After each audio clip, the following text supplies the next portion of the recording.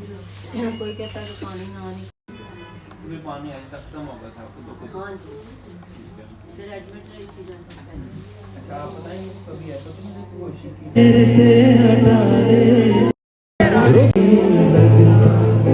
मुझे हमसे रो क्यों रही हो? सुन मेरी गुजारिश इसे तेरे से रोना मत करो। सुन मेरी गुजारिश इसे चेहरे से हटा दे। Put a smile on your face. कुछ इस तरह तेरी पलकें मेरी पलकों से मिला दे।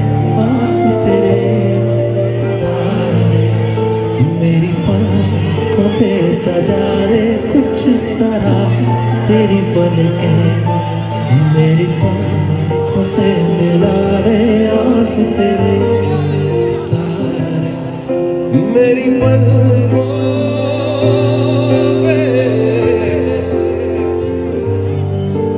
सजा दे।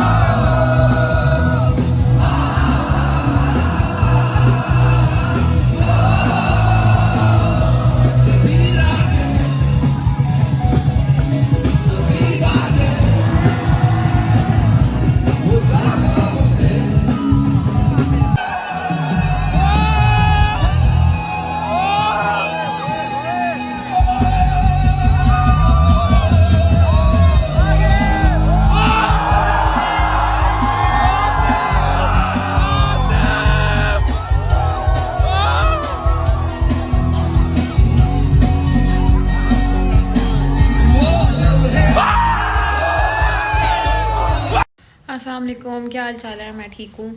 और मेरा last week in surgery start हो गया है। Like I will be house officer of surgery for last one this week, ठीक है।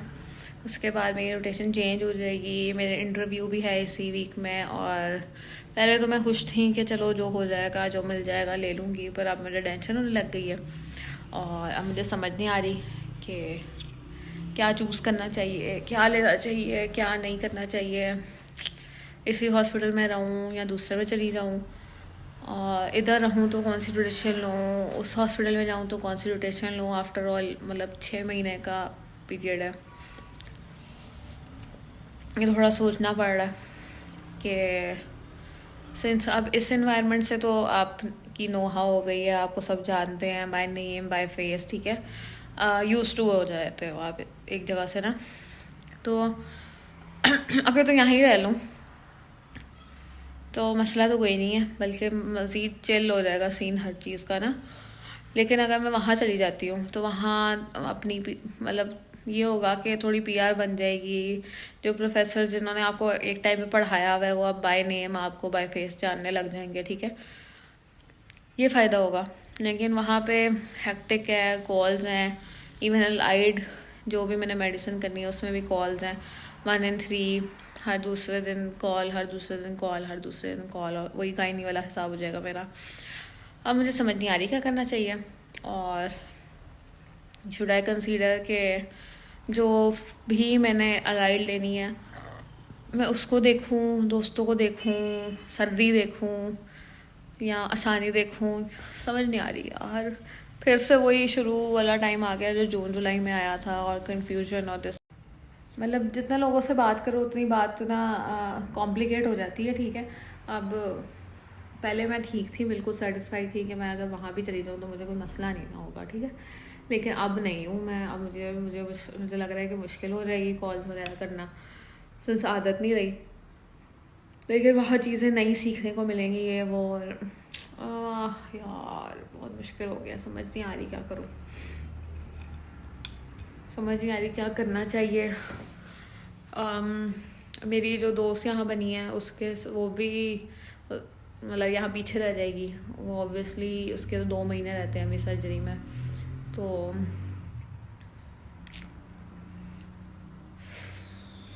Pretty difficult stage again. समझ से बाहर है क्या करना चाहिए।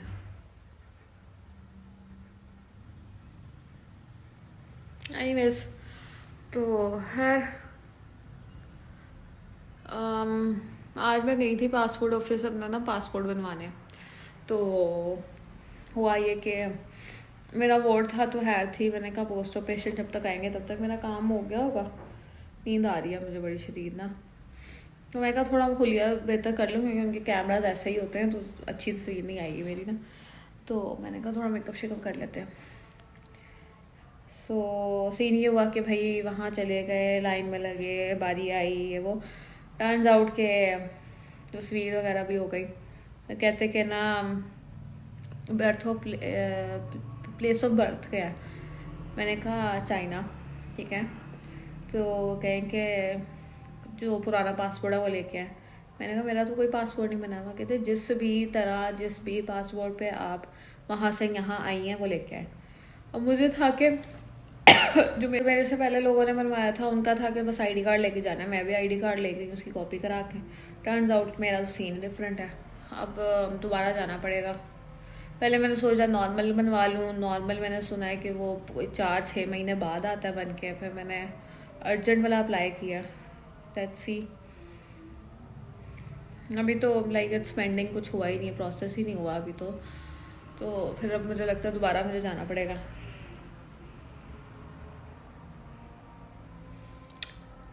और सीनियर हुआ के पहले मैं जेल रोड वाले पे गई। वहाँ पे जेल रोड पे उसका बैंक है, पहले वहाँ चलान जमा कराया। वैसे शुक्र है वहाँ लाइन नहीं थी। मैं कहा यार बड़ी बात है, जल्दी जल्दी सारे काम हो जाएंगे। ऑफिस गए, पासपोर्ट ऑफिस जेल रोड वाले, तो जी वो बंद कि ये तो शिफ्ट हो गया यहाँ से। मैंने कहा नहीं करो यार। ठीक है, फिर है गार्डन टाउन वाले में गए, लाइन्स में लगे, ये इस तरह तो समझ आई कि sometimes luck is very important. तो यार अब आखिरी वीक है तो हम लोगों ने सोचा है कि ना सर्जरी वालों के साथ कुछ प्लान कर लें, कुछ खाने का या केक का या समथिंग। और खाना पीना तो हमने बहुत खिला पिला दिया, मज़ीद हम खिलाना नहीं चाहते। तो सो जस्ट एक केक प्लान किया कि केक काट लेंगे। खाने का भी नहीं मुझे पता, मतलब I am not aware of it, may be कोई प्लान हो। लेकिन केक का है जो आजकल ट्रेंड नहीं चला हुआ था, थोड़ा अर्सा पहले का ट्रेंड है, ब्लड केक ना, ब्लैंक स्पेस केक जिसको कहते हैं, या ब्लडी केक जिसको कहते हैं ना, जिसमें आप ऐसे पोक करते हो तो वो ब्लड की तरह के सॉस या जूस या इस तरह कोई चीज़ बाहर आ जाती है। मैंने कहा कि ना सर्जरी से रिलेट करके उसको बना दो। इसके ऊपर सूचर वाले मैंने एक और केक की एग्जांपल दे दी कि सूचर बनाओ उस पर, ठीक है, और स्कैल्पल और इस तरह की चीज़ों से ना डेकोरेट कर दो उसको। वो देखो पता नहीं कैसा बन के आता है यार, अच्छा बनाती है कि नहीं बनाती है, जो कुछ भी है ना। तो कस्टमाइज केक मेरी तरफ से हो जाएगा, या कोई कंट्रीब्यूट कर देगा तो ठीक है।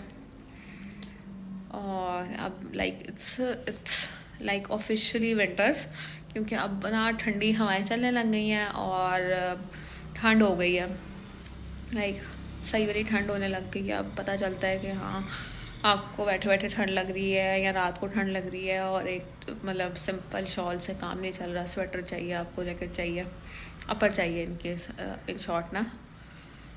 तो खैर मुझे नींद भी आ रही है, चाय भी पीनी है, मेरी कामली भी नहीं आई है। मैं घर आके देखा कामली नहीं आई हुई यार। मैं तो था घर जाके चाय पीऊँगी चुप करके, तो चाय भी मिस है। नहीं बल्कि अभी बनाती हूँ चाय, ज़रा नमाज़ पढ़ लूँ अभी मगरिब की ना, तो नमाज़ पढ़ के फिर मैं ज़रा कुछ करती हूँ, मुँह हाथ भी धो लूँ क्योंकि आदत नहीं है ज़रा इन चीज़ों की, तो बजाय कि एक तो गला नहीं ठीक होके दे रहा, इससे ज़रा फ्लू, गला ख़राब, इतना स्वेयर फ्लू कि बस ना पूछो ना। और गला ख़राब भी और खांसी भी और बुखार भी, फिर बड़ी दोबारा से एंटीबायोटिक और बुखार की दवाइयाँ वगैरह खा के ना तो मेरी कोई जान खलासी हुई ना। अभी चलें कल फिर मैं किसी व्लॉग में मिलती हूँ। अभी ज़रा यह है कि नमाज़ पढ़ लूँ पहले, फिर किचन देख लूँ, फिर कुछ और भी देखना पड़ेगा, खाना रात का, वेरी बैड सीन, लेकिन काम तो है, अब काम तो करना पड़ेगा। और अगले व्लॉग तक के लिए अल्लाह हाफ़िज़।